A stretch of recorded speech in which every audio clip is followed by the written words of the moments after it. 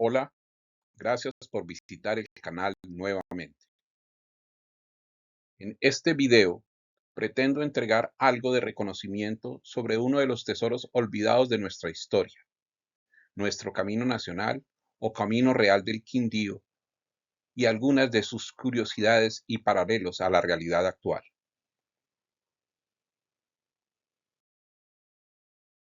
Como lo recordamos en el primer video sobre los caminos reales, hay muy pocas, por no decir que nulas, evidencias de amplios sistemas de intercambio entre las comunidades indígenas que poblaban lo que hoy es Colombia. La idea de una nación integrada como un sistema económico global es producto de la conquista española. Los conquistadores aprovecharon las carreras o caminos usados por las comunidades indígenas para ir avanzando en los territorios y así ir teniendo control sobre los mismos, avasallando a las tribus, siguiendo su búsqueda sobre todo de minerales preciosos, fundando ciudades para que así la corona les reconociera ingresos antes que a otros conquistadores. Es decir, la motivación era la ambición, la codicia, la avaricia, más que un espíritu civilizador. Desde la conquista entonces, y luego en la época de la colonia, la necesidad del intercambio comercial y de tener comunicación con y hacia la metrópoli les dio un primer empuje a los caminos entre las ciudades fundadas con sus centros de acopio y comercio. Muchos años después, en la República del siglo XIX, los principales caminos eran los que aseguraban las conexiones entre los valles del Magdalena y el Cauca. Caminos como el de Nare, Río Negro, Medellín, Santa Fe de Antioquia, Mariquita Sonsón, Mariquita Herveo, Supía, el Camino del Quindío, el Camino de Guanacas, Bogotá Manizales, Manizales Medellín, Manizales Pasto, Cali Buenaventura, Cuencas Atrato San Juan, el Valle del Magdalena a la Altiplanicie Oriental, que es el Camino de Honda Bogotá, y los de la Altiplanicie Oriental, o sea, los llanos orientales. Durante ese siglo XIX, la guerra necesariamente había de discurrir por los caminos donde corría la sociedad y la economía, los cuales tenían un punto de encuentro en la región del Valle y el Cañón del Cauca, que fue el principal teatro de los conflictos armados. La cartografía de la guerra muestra que quizás ningún territorio como la región nombrada poseía caminos y corredores de movilidad que aseguraban la comunicación entre sus diferentes poblaciones y entre los actores de los conflictos armados. Los llamados caminos del sur eran la puerta de entrada a las diferentes regiones del país. Servían de corredores por donde transitaban las tropas de los diferentes bandos a lo largo de los 4 puntos cardinales. El camino más importante de la colonia fue el de Honda a Santa Fe de Bogotá. Fue iniciado por los capitanes Alonso de Olaya y Hernando de Alcocer, con el derecho de peaje a las cargas que transitaran. Las obras comienzan en 1553, con la adecuación de los tramos existentes Villeta a Santa Fe, pero posteriormente se interviene la zona Villeta a Honda, que es un tramo completamente nuevo, así como el puerto de embarcadero Bodegas de Santa Fe. Este camino con el tiempo dio paso a la fundación de la villa en el Valle de las Guaduas y al pueblo de indios de Sasay. Aún se encuentran tramos del mismo en Puerto Bogotá, Villeta, Guaduas, Honda, Sasaima, etc. De hecho, las modernas carreteras están construidas sobre la misma ruta. Mientras Gonzalo Jiménez de Quesada y otros conquistaban el centro y nororiente de los nuevos territorios, y su influencia entonces se expandía hacia lo que hoy son Boyacá, los Santanderes y el Pedemonte Llanero, y hacia el sur de la sabana cundiboyacense. Lo mismo hacían Sebastián de Belalcázar y sus lugartenientes en la parte suroccidental, desde Popayán hacia el sur y hacia el norte, en la región de Antioquia. La meta entonces era la de comunicar a Santa Fe de Bogotá con Popayán y el Oro del Sur. Esto se hizo en especial por 3 pasos y en diferentes situaciones, momentos y circunstancias. el camino del Páramo, el camino del Quindío y el camino de Guanacas.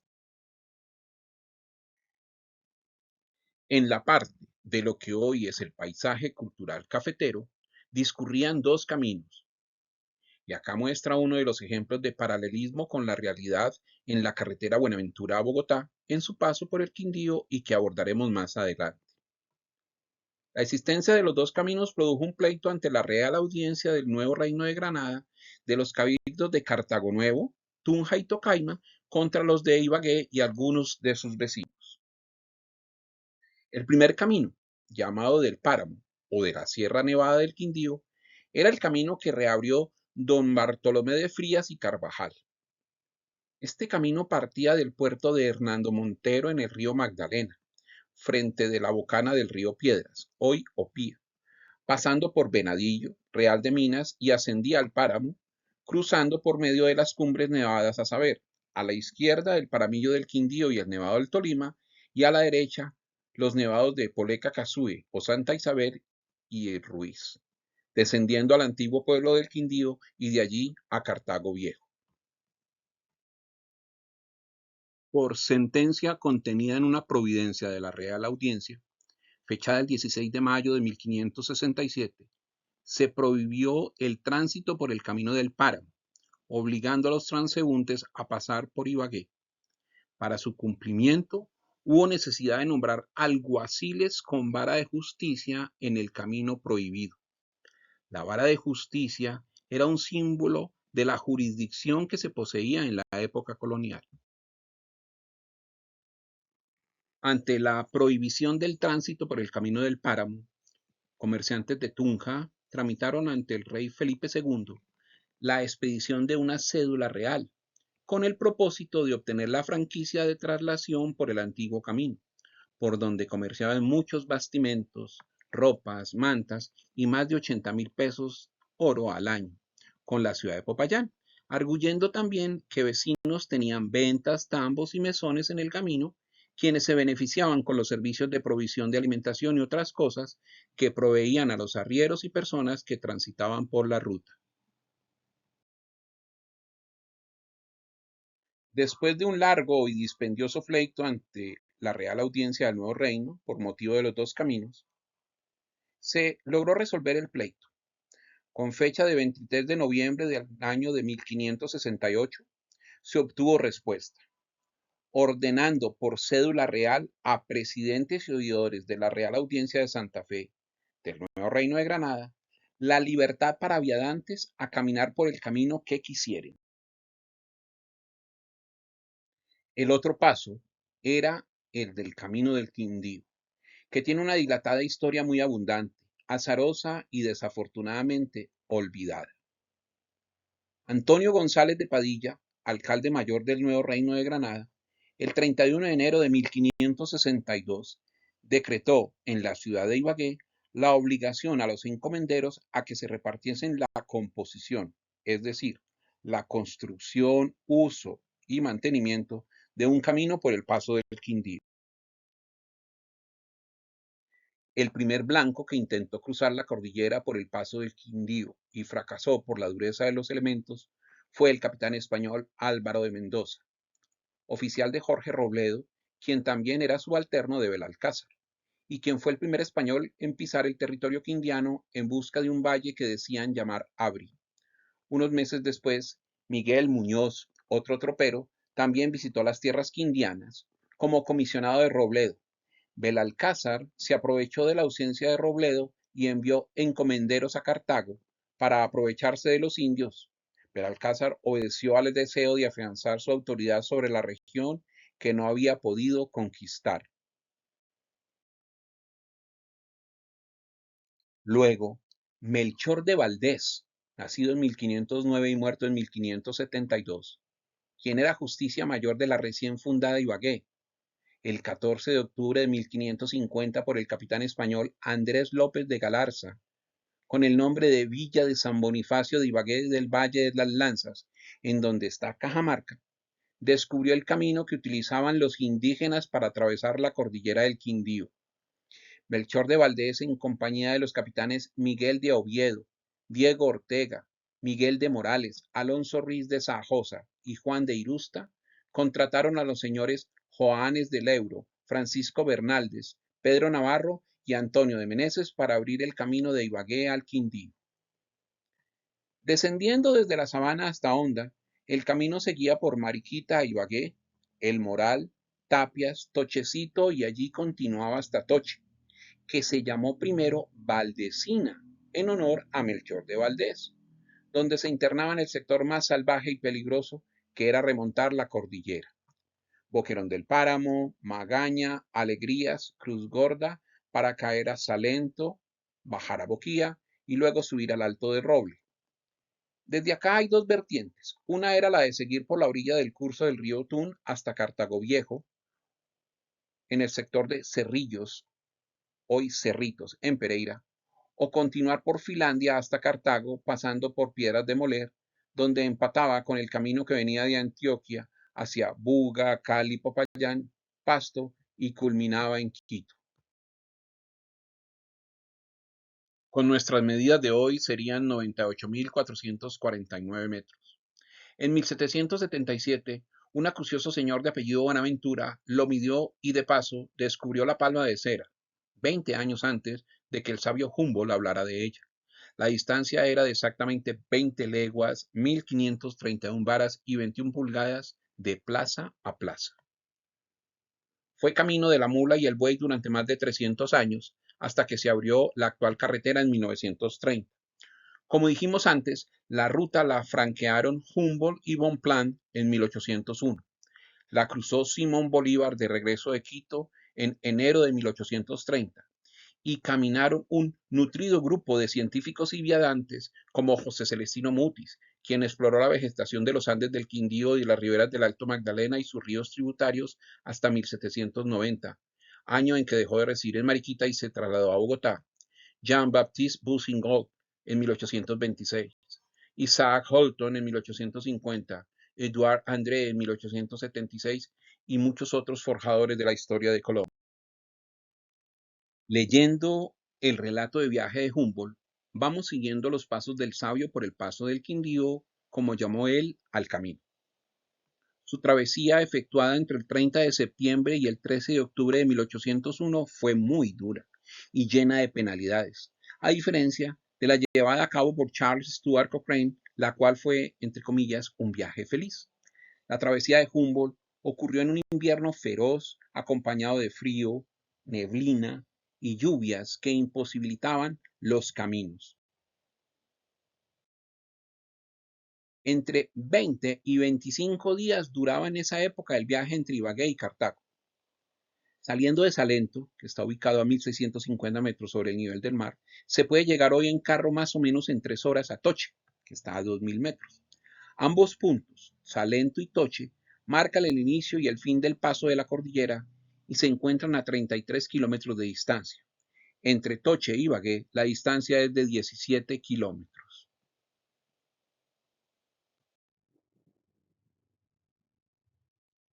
En aquellos tiempos, muchos viajeros cruzaban la cordillera montados en las sillas que llevaban los cargueros, labor tremendamente dura, especialmente cuando el barro imposibilitaba los caminos. La parte más alta del camino, llamada en tiempos de Humboldt la Garita del Páramo o la Línea, por ser el sitio de frontera de los estados del Cauca y Tolima de esa época, se encuentra a 3.378 metros sobre el nivel del mar. Hoy la carretera nacional que une Ibagué con Armenia avanza paralela al camino del Quindío.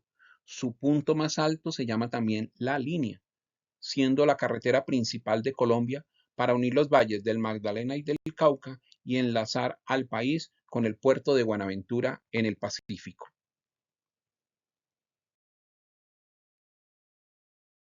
Los ríos se juntan en el pueblo, el Toche y el Tochecito, que rinden sus aguas al Coelho y este al Anaime y este al Bermellón, para terminar en el Magdalena. Los cargueros acomodaban sobre los pacientes bueyes y mulas todos los trebejos de la civilización, porque todos pasaron por allí, como lo cuenta Víctor Zuluaga Gómez en su libro El Camino del Quindío y las Guerras Civiles.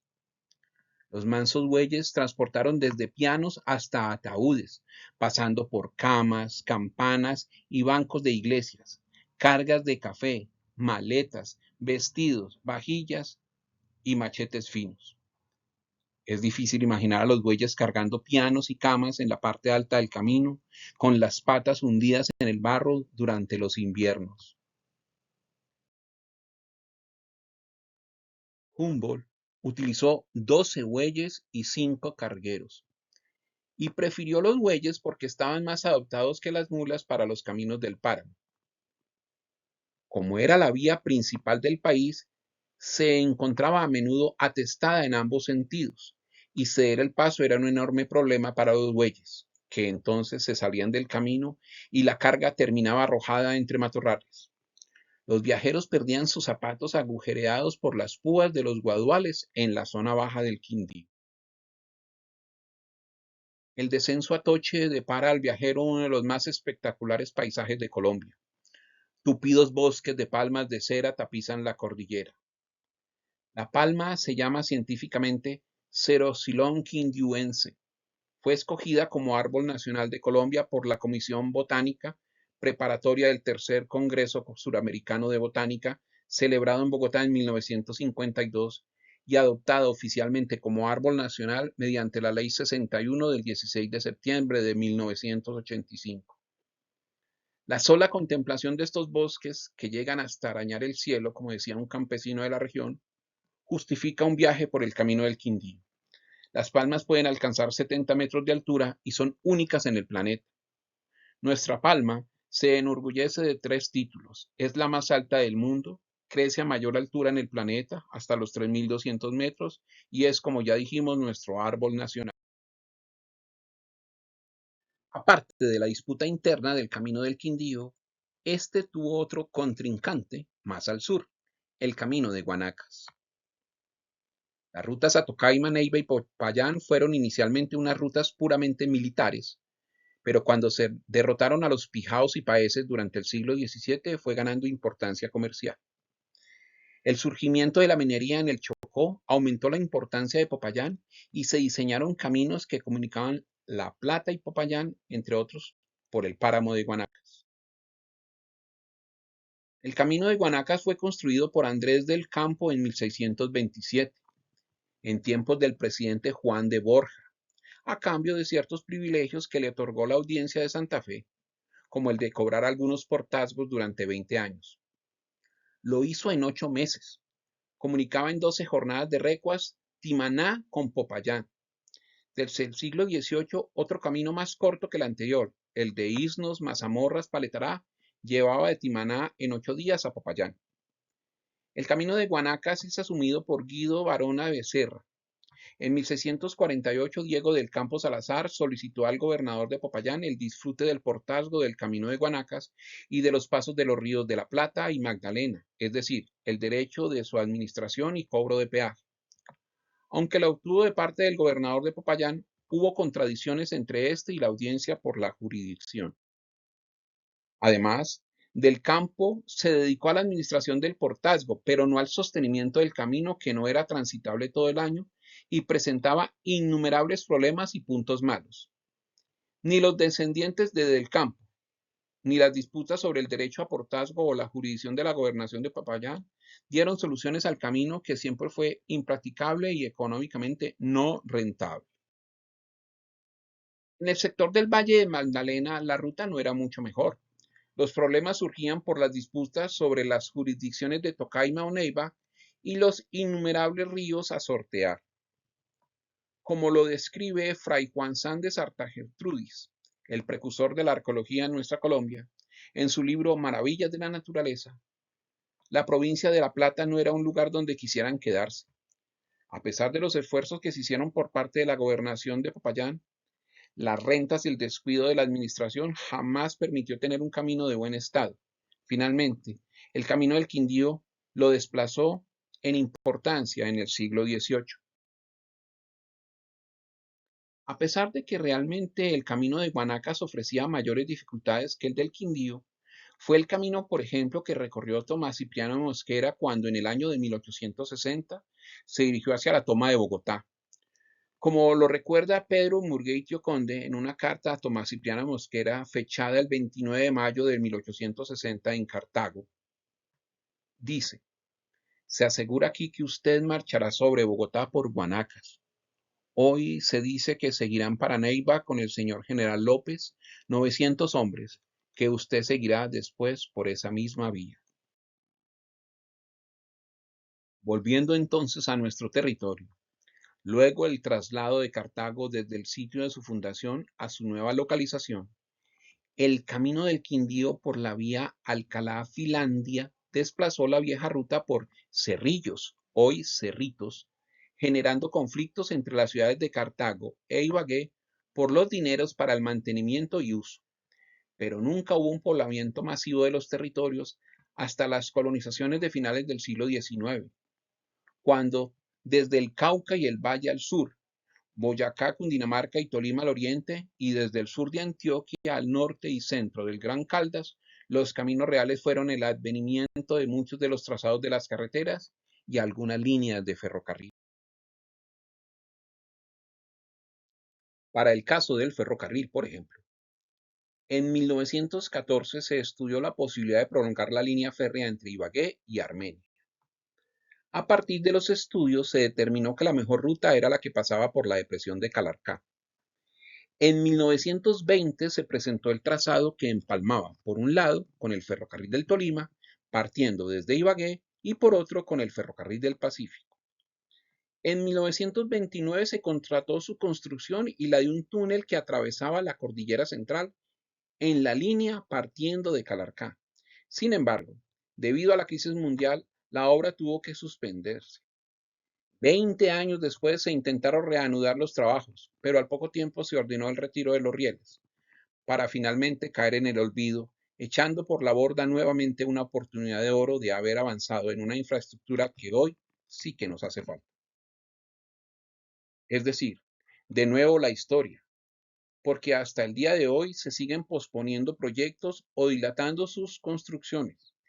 El túnel de la línea actual no tiene nada que ver con el proyecto original. Con propuestas de infraestructuras en lo vial, por ejemplo, la doble calzada desde La Paila hasta el sector de Versalles en Calarcá, más que necesaria para comunicar el centro del país con Buenaventura, llena de contradictores en la misma región, casi un calco de los conflictos entre cabildos de la colonia, pero hoy respondiendo quién sabe a qué mezquinos intereses. Espero que este paso fugaz por nuestra historia aporte algo al mantenimiento y preservación de nuestro acervo, que está sesgado y la mayoría de las veces olvidado, y no reconoce todas las influencias que hemos tenido como crisol de mezcla de comunidades llegadas desde todos los puntos cardinales, y lo importante desde todo punto de vista para reconocernos como nación. Gracias por ver el video. Espero sus comentarios y aportes. Por favor, dele un me gusta, compártalo, suscríbase al canal y hasta una nueva oportunidad.